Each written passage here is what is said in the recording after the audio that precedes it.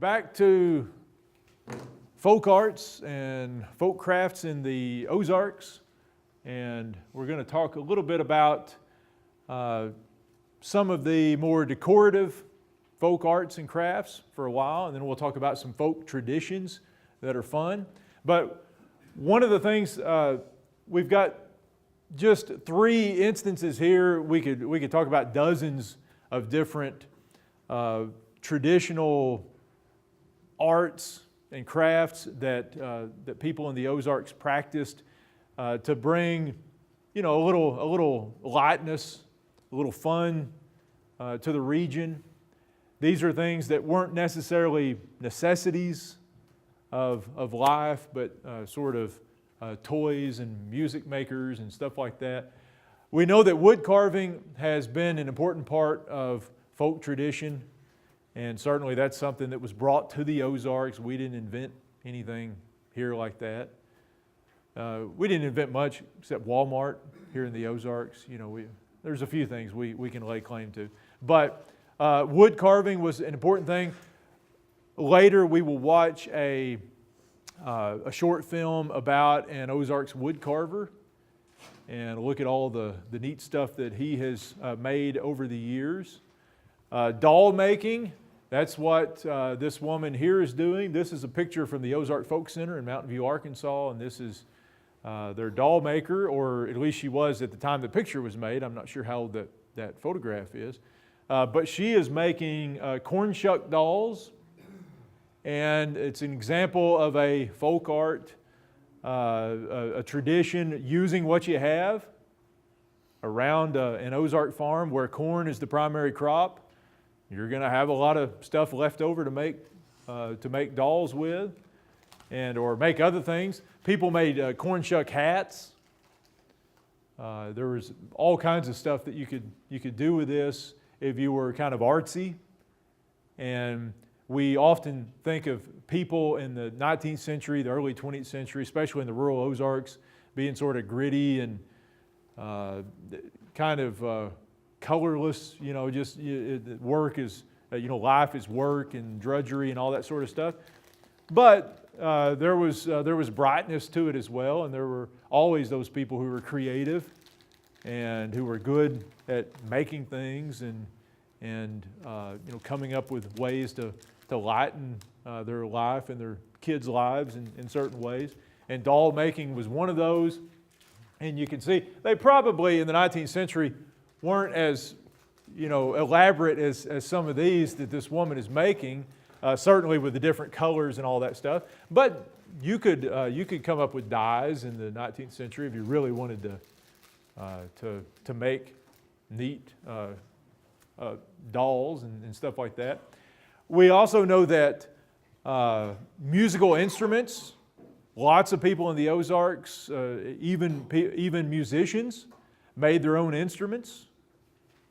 It was cheaper that way, and maybe the only way you could get a hold of a fiddle or whatever it was that you played. There are all kinds of stories that I've read of people who've made especially fiddles out of various things, or banjos out of boxes with a stick on the end of it, and horsehair out of hairs out of a horse's tail for strings and all kinds of stuff like that. Probably didn't sound very good, but there you can make instruments. And there's a really good the film that we're going to watch of the wood carver is one of the Ozarks Watch video magazine films, and there are dozens of these things, and you can watch all of them online.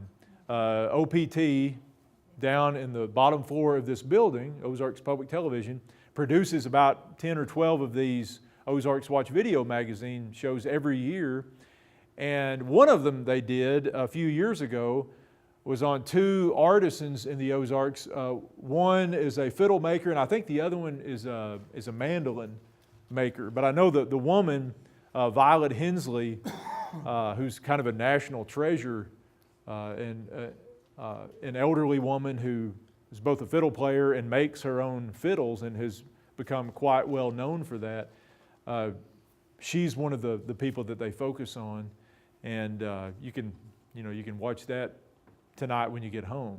I'm sure you'll want to follow up on that while it's fresh on your mind. But it's a neat show, and you get to see a couple of neat Ozark artisans who make musical instruments, and they're just two of many over the last couple hundred years who've made musical instruments. And at the Ozark Folk Center, you will find people who make musical instruments as well. Now this one I've got up here, we actually talked about this earlier, but it's sort of the film that we watched on L.L. Broadfoot is an outgrowth of this, and that's just kind of a reminder. And if you were here last time, you got to see some of the work of S.E. Ward, the so-called Grandma Moses of the Ozarks. Now here's a neat thing, and some people would call this an Ozarks original, and it may or may not be. It's one of the few things that we may say could be an Ozarks original when it comes to folk craftsmanship and that kind of stuff. If you've heard of the term johnboat, that's what this is pictured here. That's one of many hundreds of pictures of johnboats you can find if you Google that. The johnboat, people who have studied the johnboat say that it probably is derived from early boats used maybe even as far back as the colonial days when the French had control of the Mississippi Valley. And we know that they built these boats that were similar to johnboats, kind of flat-bottomed boats that they used on the Mississippi and on the different tributaries here in the Ozarks as well. They had different names for them, bateaus and all kinds of different names for these flat-bottomed boats that they used. But we know that at least by the late 1800s, this style of boat had become very popular on Ozarks waterways, both in southeastern Missouri, the Current River area. There were noted johnboat makers in that area. And here in southwest Missouri, northwest Arkansas, the White River watershed area had its own legendary johnboat makers. The johnboats in those days were made out of wood, as you can see here. You can still get basically johnboats today, but most of them are not made out of wood. You would have to have somebody specially make you a wooden johnboat today, or it'd be expensive because it's probably going to be handmade. Or there are people who learn how to make them themselves and make these johnboats. I have no idea who that little boy is. I probably should put that up there. We're looking at him, and he looks like a nice little lad there, but I don't know who that is. The johnboats were sometimes they could be more than 20 feet long. They were built long and narrow so that they could go up and down Ozark streams that are often narrow and with branches hanging over, and you can kind of navigate your way. And they were also very shallow draft. It was said that a good johnboat could float in 4 inches of water, and that one's been beached there. It's a little less than 4 inches of water on one end of it, but that's, they were designed for that. They were, by the early 20th century, a lot of the johnboats that were 18, 20 feet long were designed to have one guy doing the paddling and the steering, especially when they were used as guide boats. By the late 1800s, and especially in the early 1900s, it was becoming more and more common for urban sportsmen from St. Louis and Kansas City and even from Springfield to go to places like Current River and the Jacks Fork or White River, James Fork, and do these float trips that might last a week. And they would usually hire guides. They'd be local guys who maybe had built their own johnboat to guide them and to clean the fish and cook them and stuff like that at the end of the day when they were camped out on a gravel bar somewhere. And these John boats were kind of designed to hold several people in them. And so one guide could guide them up and down, especially down the rivers in those days. And later they were made so that you could put outboard motors on them. But the John boats, it's funny, you go to different places in the Ozarks, and they claim to be, the birthplace of the John boat. There's kind of I guess you'd say, a competition between the White River area and the Current River area over exactly where the John boats started and which one goes back the farthest and all that kind of stuff. But they're neat sort of things. I don't know how it got its name. Really, I don't. I was just reading today. I'd found something I'd never seen. It was like a full-length article on John boats on the internet. It's done about 20 years ago, and I don't think that article even mentioned how where the John boat comes from. I don't know how it got its name.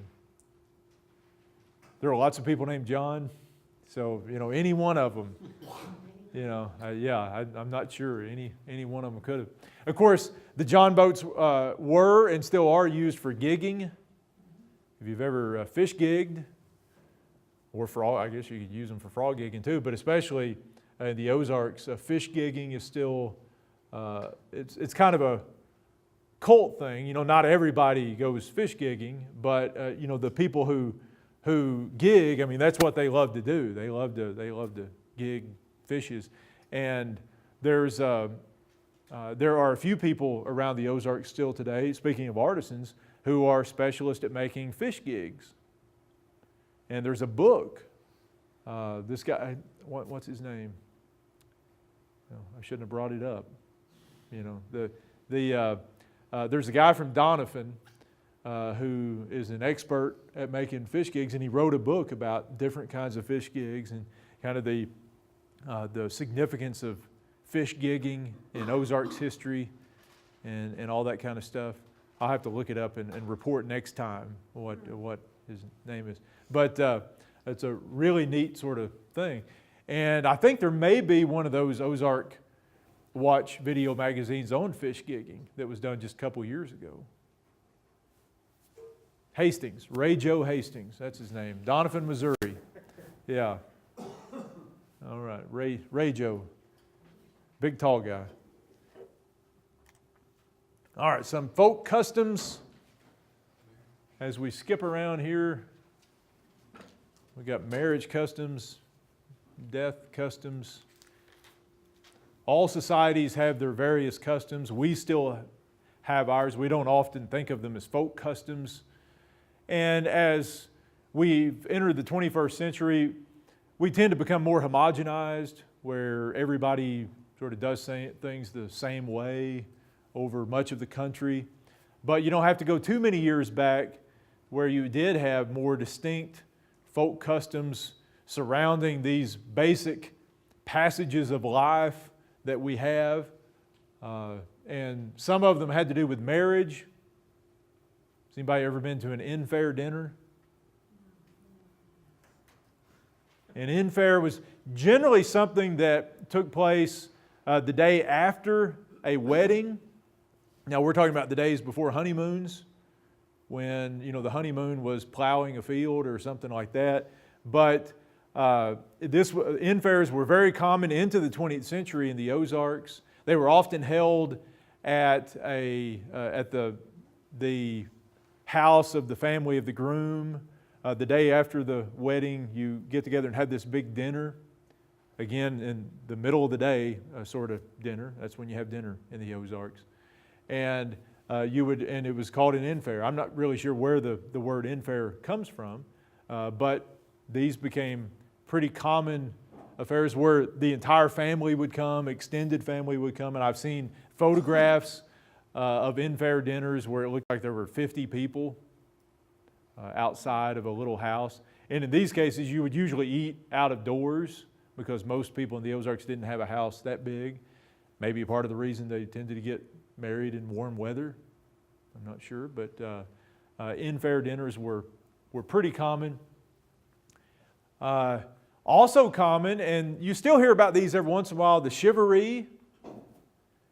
The chivalry or chivalry. This was a custom that was long practiced in the Ozarks that has roots all the way back into the Middle Ages of Europe, specifically in France with the name Chivalry. And the Cajuns still practice the Chivalry, I understand. But in the Ozarks, it was always known as a chivalry. What did people do at a chivalry? This is actually a painting of a chivalry. I think this one is set in Louisiana somewhere, maybe in Cajun country somewhere. But Millie's right.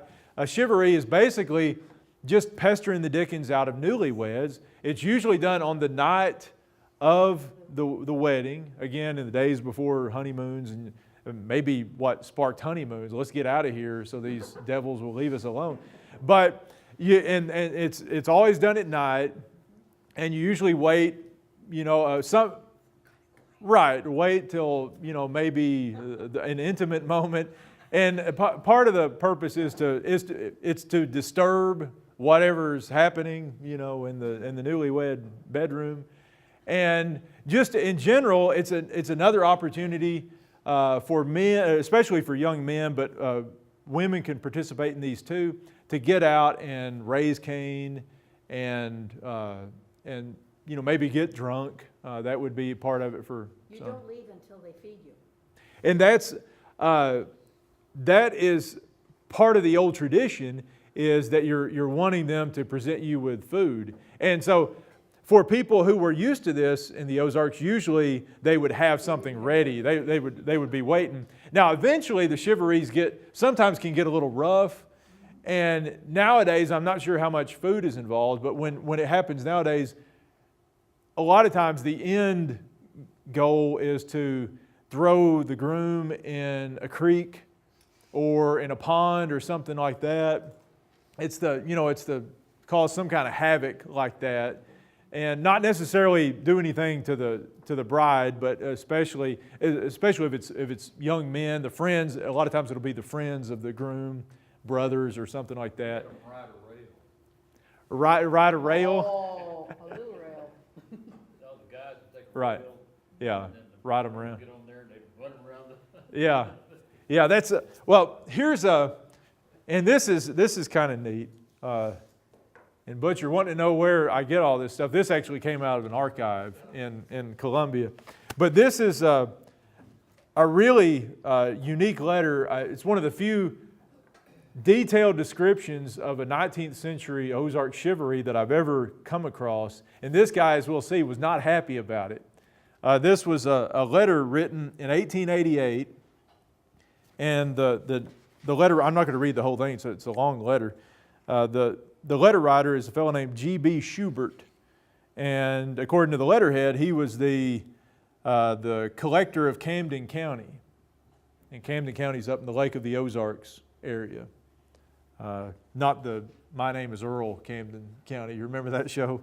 But Schubert, and he's writing to a former governor of Missouri named J.W. McClurg, who also lived in Camden County. And they obviously knew each other from Republican political circles and that kind of stuff. So he writes, "Dear Sir and Friend, let's see, your kind letter of the 18th came to hand last night. I sincerely thank you for the interest you have shown in this matter," and we'll see what the matter is, "but you are not acquainted with the facts of the matter." I'm reading the original handwriting here, so I'll try to get through this. "The object of the crowd, the chivalry crowd, was to take Mr. Agee out and put him in the creek. This was their intention beyond the possibility of a doubt. It has been acknowledged that when my wife and Mrs. McIntyre were putting the bride to bed," this sounds kind of like some sort of middle-aged custom, but that apparently these two women were preparing the bride for her marriage bed. "There were some of the hoodlums listening at the door and trying to pry in at the windows. We had expected them to come and had refreshments to treat the crowd. So they had the food ready to ward off the hooligans. You know, here's your food, now get out of here, that kind of thing. But instead of coming in like men, the first thing we knew, they were at the back side of the house firing guns, ringing bells, beating on the house, throwing gravel against the windows and rocks on the roof of the house. My wife and Mrs. McIntyre's children were terrified. They then ran around the house more like demons than men, and though the front door was opened for them to come in, they still kept it up. And going around the third time, I could stand it no longer and went for them, and I only went for them barehanded. It is said that I fired a shotgun at them, which is false. I have not owned a gun of any kind for 6 years, nor I had not borrowed any, nor there was not gun in the house of any kind except Smith & Wesson revolvers. I'm not sure how that, I mean, he obviously owns Smith & Yeah, that's not a gun, but, you know, let's semantics here. Which show for themselves that the cartridges have not been disturbed for 6 months at least. So he's denying the rumors that he shot at these Chivalry guys. The next day at school, my son George learned that it had been made up to run around the house 3 times and then break in the door of my daughter's room and take Mr. A.G. out and dunk him. If it had went to that, someone would have been killed. There is more in it than I can write. The thing was first gotten up by some parties here who know that I will not submit to such an insult for the purpose of working it against me. And later he actually calls this a chivalry, and goes into a little more detail on this. He spells chivalry Chiveree, but it's a really interesting letter. This guy obviously had not gotten over his anger for having to go through this chivalry. But the chivalry also, both in Europe and in the United States, sometimes morphed into what you might call a drumming out. And a drumming out was where you do similar things, shoot guns, clang bells, beat on pots and pans or something like that. But the purpose is not to bother newlyweds. It's actually to convince someone to leave the neighborhood, someone who's done something dastardly or that you don't like, maybe a prostitute. I've read a couple of accounts of people drumming prostitutes out of town. Usually the women would do this, by clanging bells outside the house or something like that until they would leave. And this is an example here. Again, this is the late 1800s, and this is the same book that we read about the smokehouse raising out of earlier. And this is an example of basically the chivalry turning into something a little more violent, as you can see. And in this case, it was aimed at someone who was trying to end his marriage instead of begin his life as a married man. And let me back up a page or two here. It involves the story of a man by the name of Everett Howard, who decides that he and his wife have been married long enough and he needs to trade her in for a younger model wife. And the community doesn't take kindly to it. But I'll read you just a little bit of this because it's a funny story, in addition to giving you a window into that part of rural Ozarks life in the late 1800s. It says, one day Everett Howard was hunting his hogs and rode by the back of Bud Lipscomb's field where Sal Saucer was cutting corn stalks. These sound like made-up names. They probably are to protect the innocent. But this book was published in 1932. Everett stopped and asked about his hogs, and this led the way to a conversation. Sal told him that she was from up in Greasy Valley and was working for Mr. Lipscomb for her board. Old Everett expressed his sympathy for her and promised to try to find her a better home. Every day for a week, Everett went off to hunt his hogs and always made it a point to go by where Sal was at work. Sal Saucer was a homely-looking, dull-appearing woman, but she was about 30 years younger than Lou, Everett's wife. The old man became insanely infatuated with her and wanted to marry her, but there was Lou in the way. After several clandestine meetings with Sal, he finally arrived at a plan whereby he could get free from Lou. He became melancholy, had nothing to say, answered questions only in monosyllables, took no interest in the affairs about the place, we're talking about at home, around Lou, and began sleeping off in the kitchen with some of the children.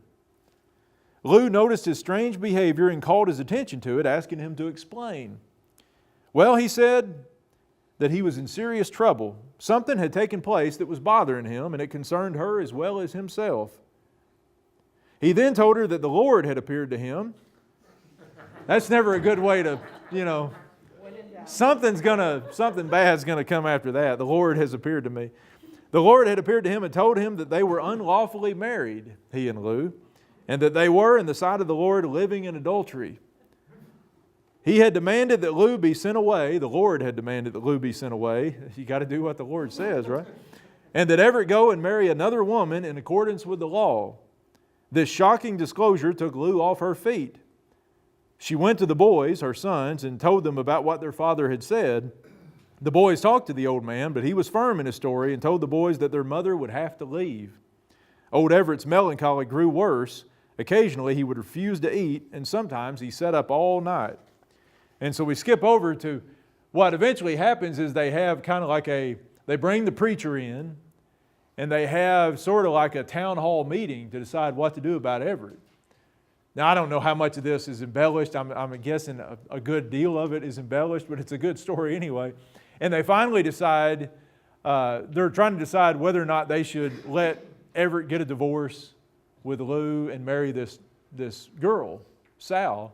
And they finally vote and decide, okay, they're gonna let him do it. But then the group has second thoughts after doing that, and they decide, well, that maybe wasn't the best idea we had.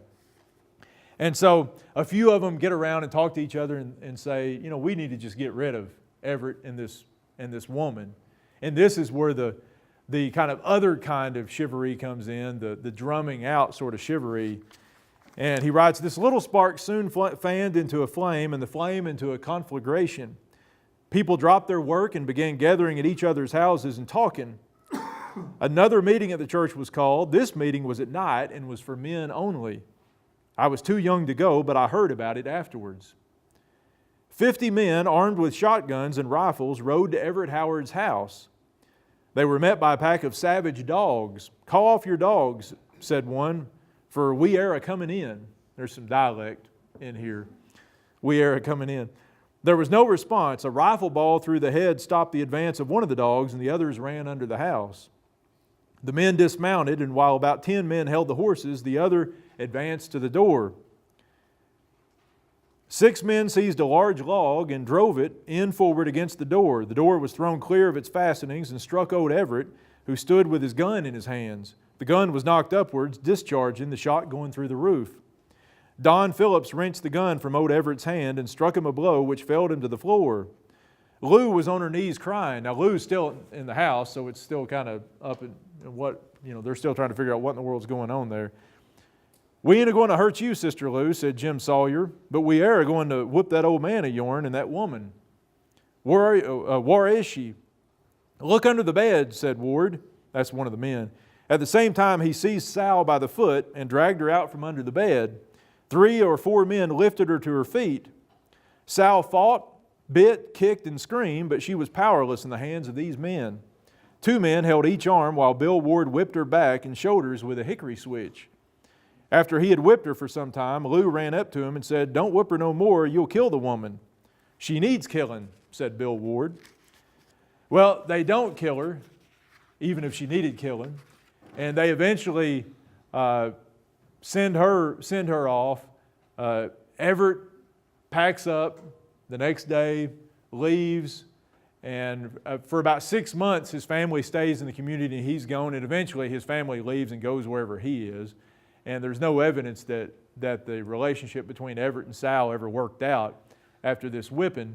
Everett was not whipped. He played possum on the floor while Sal was getting whipped with the hickory switches. And of course, somebody had kind of knocked him in the head when they came in the door. And he didn't get up and resist, so they just left him alone. But that's one of several instances of a community coming together, practicing vigilante violence or vigilante activity to bring about some sort of end that the community wanted. And a lot of times these outbursts, which were similar to some later European chivalries that became about sort of moral policing the neighborhood. These outbursts in the Ozarks were often about some sort of sexual indiscretion, whether it be a prostitute or some guy cheating on his wife, or certainly somebody finds out about child molestation or something like that. A lot of, there are any number of reasons why someone could be drummed out, maybe killed in some cases, but certainly drummed out of a neighborhood if you weren't conforming to the local society's idea of morality. And Everett certainly wasn't.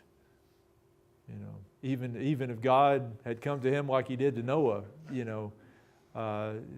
this was not exactly building an ark. So I think they would have understood that a little more than that. So but usually in the Ozarks, when you talk about chivalries, you're talking about the wedding night shenanigans. And chivalries still go on. They're pretty rare, but in the rural Ozarks, you can still hear about chivalries happening.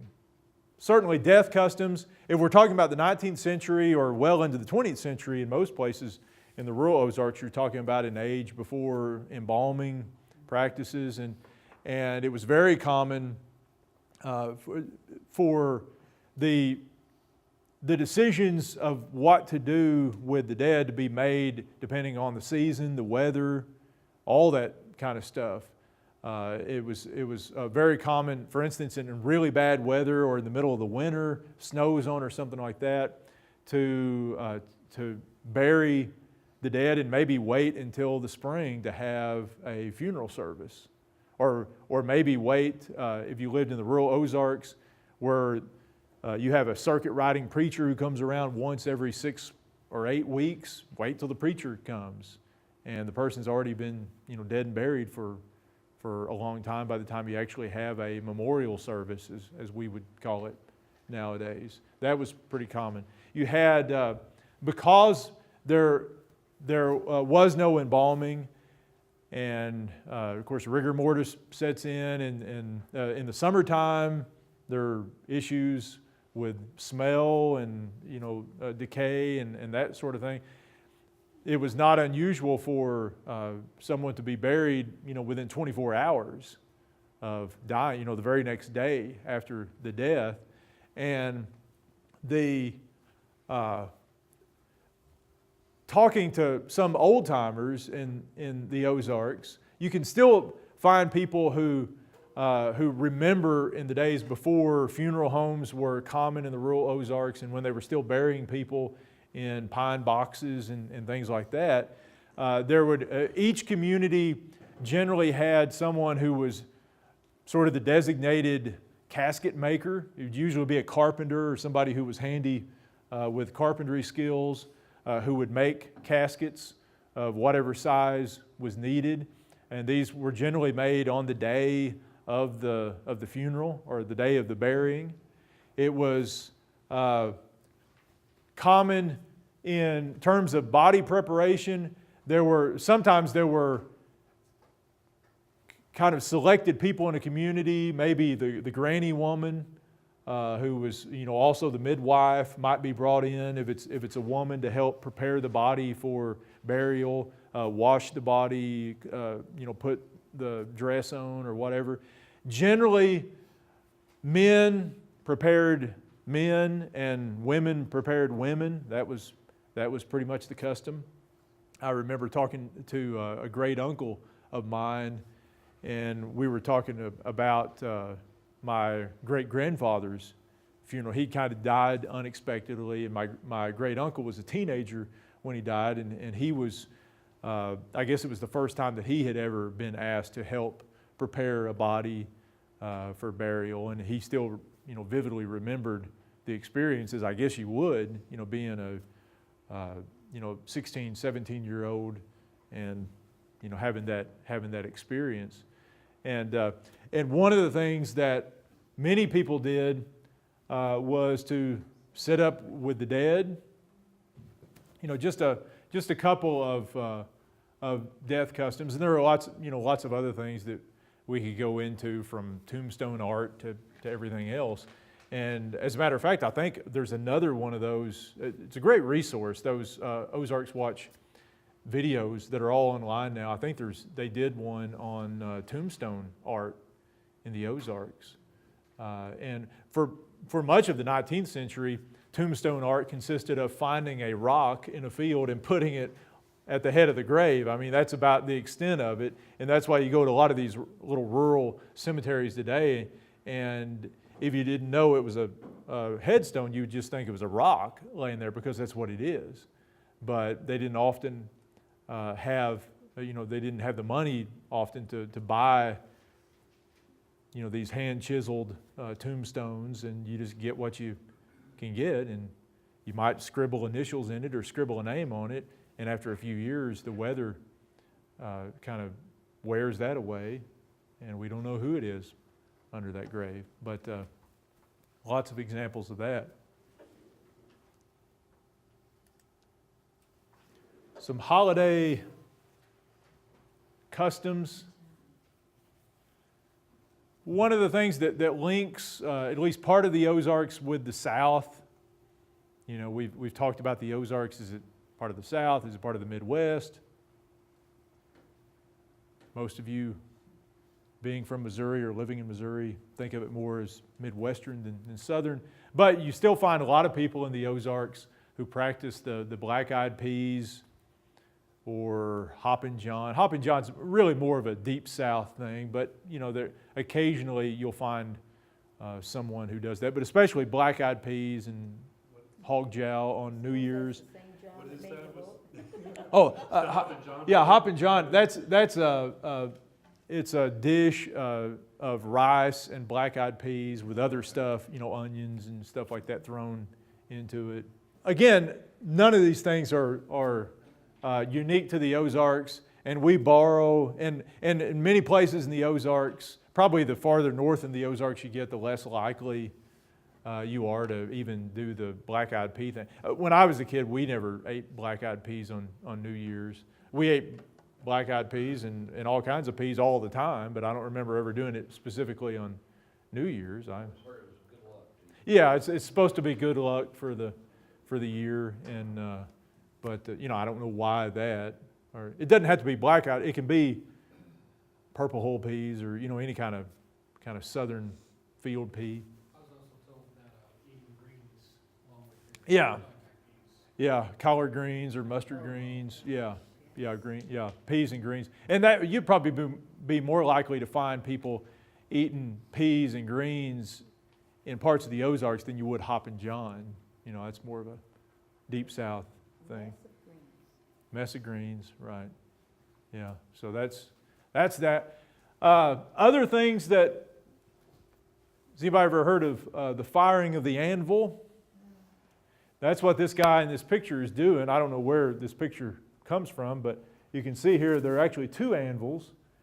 And in the firing of the anvil, you actually place one anvil on top of another and use gunpowder to explode, and the anvil on top then flies up into the air. Yeah. It's a very safe exercise. Yeah. They have competitions for that.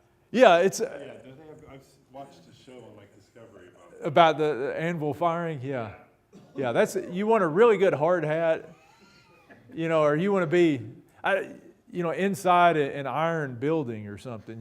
Just but They did that in Farmington, I want to say. Was it maybe in Farmington, that they had some kind of angle? probably so. I think so, because Yeah. I think my teacher did the filming Yeah. for Discovery Channel for that. I wanna say. Oh, you're talking about the show he watched. You think was done in Farmington, I Missouri? think there was some. Could have been. I think it was Angels. There Could have was been. something that he filmed for Discovery Channel. Yeah. They did in Farmington, and it was like a big deal. It could have been. This is a tradition you would have found across rural America, and especially in the rural South and Midwest in those days. The fire. It was usually done. It could be done on New Year's morning. It could be done on Christmas. It could, anytime you got drunk and needed, wanted something to do, it could be done. So the firing of the anvil was, just one of those traditions. Similar, pretty much any time when you might set off firecrackers, 4th of July, Christmas, New Year's, there might be a time for firing an anvil. How heavy is one of these things? Really heavy. I don't know. I guess it depends on how big it is, but I mean they're heavy enough where, they're over 100 pounds. Some of them, yeah, Takes a lot yeah. of They're power. really, yeah, they're heavy. Wow. Yeah, you're not gonna pick one up and fling it aside with one hand. That's for sure. They're heavy contraptions. But yeah, the firing of the anvil was a pretty common thing. For some people, a Christmas tradition was simply firing guns on Christmas morning. It sounds like something that would happen in the rural Ozarks, doesn't it? Yeah. We don't have any firecrackers, but we'll unload a clip here. Just give me a minute to get loaded up here. That one came. Let's see. Oh, that came from a memoir written by a guy who grew up in North Arkansas, near the eastern edge of the Ozarks. But he mentioned that most people in his community fired off a shotgun on Christmas morning as soon as they got up. He said they blew anvils occasionally. And then he talks about other things they did on Christmas. And well, since we're at Christmas, I'll just go ahead and see what he's got here. It says they had a public Christmas program with Santa Claus at the schoolhouse, and in most places in the Ozarks. How old is that? He's talking about, I think he was born in 1900, so he's talking about the very earliest 1900s. Well, I was just thinking because like Santa Claus was always depicted as like one of the elves until like Coca-Cola advertising, and then Right. he became a man, and I was Yeah. wondering if, Yeah, you see references, and I don't know, you do see references to Santa Claus or Santa Claus, as he is in most places in the Ozarks, going back well into the 19th century. They're not always detailed over exactly what he is. I remember there was one account that was written by a guy who grew up in the post-Civil War Ozarks, was born during the Civil War and grew up in the 1870s really. And he talked about one of the things that his family I guess it was his uncle that he lived with, would kind of sneak around, and on Christmas, or when they got up on Christmas morning, he would have made black marks, like with a piece of coal or something. He'd make black marks on the chimney outside and say that was the claw marks of Santa Claus. And so, at least in that family, Santa Claus was kind of scary sounded. Anything with claws, who's been climbing up the chimney, maybe bear-like or something. I don't know, but that was part of their tradition. So almost a Santa Claus, WS, that kind of thing. So I don't know, but this guy, he just says Santa came to school and that he got that they always hung their stockings and got one present in the stocking every Christmas morning. And he mentions in here that one morning he got dried calf manure in his stocking because he had told his siblings that there was no Santa Claus. So instead of coal, he got. So I guess they didn't have any coal, so he got crap in his. That's. But he mentions that they would have the Christmas program at the schoolhouse with Santa Claus. They would have a Christmas tree, a community Christmas tree that was a cedar tree, which would make sense in the Ozarks. You got cedar trees everywhere. And he says that a few days before the Christmas celebration, the women would hold a get together where they would make popcorn and would string it on strings. And some of you have probably done that, string popcorn to put on a Christmas tree. That was one of the things that they did a lot. And they would also attach small candles to the limbs of the tree just before Santa Claus came in. They wouldn't leave them burning very long. Not a good idea on a cedar tree, especially a dry cedar tree inside a schoolhouse. And then they would have a program of recitations and songs by the kids, and then people would bring presents to this thing. This was in the early 1900s. It sounds similar if you've ever read the Little House on the Prairie account of Christmas, Laura Ingalls Wilder's account of the community Christmas tree, where they go. It's kind of a similar thing. Again, very common activities across rural America with just little subtle differences here and there based on the regions. But that was, he, at least in his community, firing the shotgun was more common than firing the anvil, but you could have found either one. Now, the community Christmas trees were very common in the 19th century, at least the late 19th century and into the early 20th century, in a day when most families didn't have Christmas trees in their homes. It was very unusual up until probably the 20s or 30s, 1920s or 30s, for people in the Ozarks, especially the rural Ozarks, to have Christmas trees in their home. And rural communities and even small towns would have what they called community Christmas trees. And they would have these functions like this guy was talking about, where the people of the community would come, and often there would be, they would raise money through pie suppers or different things to buy little gifts and to hang them on the tree. And for the people of the community who came in, and somebody would dress up like Santa Claus, or somebody would be in charge of handing out the presents and that sort of thing at these community trees. And these events would often involve programs by the school children. So, I mean, not terribly unlike some of the things we do today. Most or a lot of schools still do Christmas programs today, and have the kids sing and stuff like that. It's not hard. We have more separation of church and state than we had back in those days, so it's a little different than it was then, but some of the same kind of things. This is, let's see if she says anything.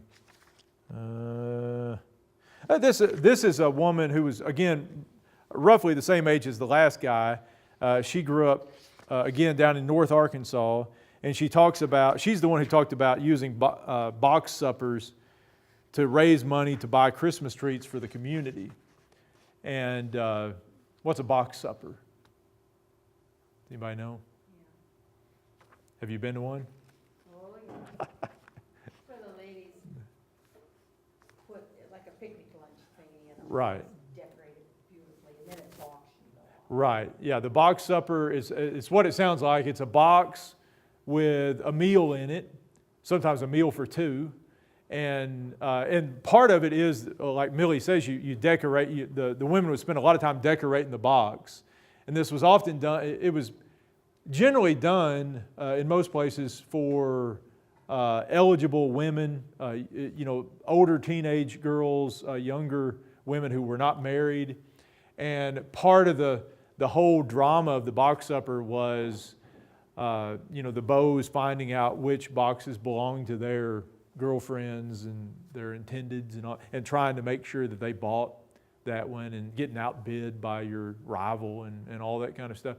But And usually if you're a woman and you had a steady guy, you would drop hints to tell him what your box was going to look like. And if it turned out not to be your box, then he got the message that, we're done. It's one way to break up, I guess. They didn't have text messages for breaking up back in those days, so we'll just do it. But so that's how they raised money. And she says that the treats were usually store-bought candy, oranges, English walnuts, or Brazil nuts. So again, our kids today would just up and leave and accuse us of child abuse if that's what we got them for Christmas. But they were excited about it back in those days because they didn't really have anything else. And the last thing about that, I had, let's see. Here's a book. This is called, for anybody who's interested, it's a neat little book called Ozark Baptizings, Hangings, and Other Diversions. And it was written by, have I ever mentioned this book in here before? Okay. It was written by a former professor here at Missouri State. He was a theater professor back in the 70s and 80s, and by the name of Robert Gilmore. And he did a lot of research and looked at old newspaper accounts of just various social activities in the rural Ozarks. He looked at newspapers from Gainesville and Ava and Ozark and just all these different little towns around south central and southwest Missouri. And one of his chapters, or one of his segments, is on these community Christmas trees. And he tells about a lot of these different accounts of these Christmas tree affairs that he read in newspapers back in the day. And you can still, in weekly small town newspapers, you still sometimes get this kind of news. What happened at the local whatever. And but he taught. Let's see if any of these. Let's see. Here's one. It says the tree was decorated with strings of tinsel, popcorn, and cranberries, and lighted with candles. Presents hung from its branches and were piled on the floor beneath, evoking the admiration of all who beheld it. Now he's talking about something in, I don't even see. And then he says, in 1893, the editor of an Ozark County paper squeezed his way through a great throng of humanity into the Christmas tree at Gainesville, and later wrote of the large cedar tree, its dazzling beauty and splendor as it met the gaze and admiration of thousands of eyes. I don't know that thousands of eyes were in Gainesville in 1893, was something never to be forgotten. As the time drew near for the gifts to be distributed, Santa Claus made his appearance and presided over that phase of the entertainment, holding each present, calling out the recipient's name, and making witty remarks for the amusement and delight of the audience. So this Santa Claus seemed to know all the people of Gainesville, which was handy. But he's got about 4 or 5 pages of these community Christmas tree type stories, and it was another tradition that, for the most part, has gone by the wayside as we've become more focused on our nuclear families, and as we've kind of retreated into our little homes and become more distant from our neighbors in many ways. But it's an interesting little slice of Ozark's life. Does anybody know what Old Christmas is? That was probably very few Ozarkers in the 19th century followed Old Christmas, but when in the 1700s, when England switched from the Julian to the Gregorian calendar, they had to adjust the calendar. It was like 11 days off or something like that. And under the old Julian calendar, at that time they were still observing Christmas on January 6th. Yeah, on January 6th. And so for a few generations, especially among rural people, they refused to recognize the Gregorian December 25th Christmas and continued to observe Old Christmas, as it became known, January 6th Christmas. And there were probably a few people who settled the Ozarks who were still observing Old Christmas. And I remember reading a story once that might give us a little insight into someone observing Old Christmas. There was a a lawyer talking about losing a case at court when his star witness forgot the date or didn't have the right date of Christmas. And all the jury thought, well, this guy must be crazy. He didn't even know when Christmas is. And the guy loses the case. And I've often thought maybe he thought Christmas was January 6th. It was in the 1800s instead of December 25th. But that's what Old Christmas was. And the legend was that on midnight on Old Christmas, all the animals would get down on their knees and face toward Bethlehem or something like that. And I don't know that anybody ever lurked around, the barn to see if that really happened, but that was the one of the legends of that. And then one of the most common holiday practices well into the 20th century in the Ozarks was the old 4th of July picnic. Again, something you got all over the country. I think there are other people in America who celebrate the 4th of July besides Ozarkers. And at least in the late 1800s, the ex-Confederate Ozarkers weren't just real excited about celebrating the 4th of July. That's part of the reason why in the Deep South you still have the strong practice of setting off fireworks on Christmas instead of on the 4th of July, or in addition to 4th of July. It was a way to keep the loud, smelly fireworks, but do it on a different day after you've just, fought 4 years of a war with the country celebrating the 4th of July. But the 4th of July picnic became a very common and anticipated event in the rural Ozarks. And it was one of those things where all the politicians from the area would come, would often bring liquor if it wasn't during the Prohibition days. There would be dances, fights would break out, shootings would occur on occasion at these 4th of July picnics. And you might have fortune tellers and even, kind of carny folk who come in and do various things, have little games and stuff like that. But that was a long-held tradition that really has kind of gone by the wayside as well, as most of these old things have, as we've become more homogenized and more like the rest of the country.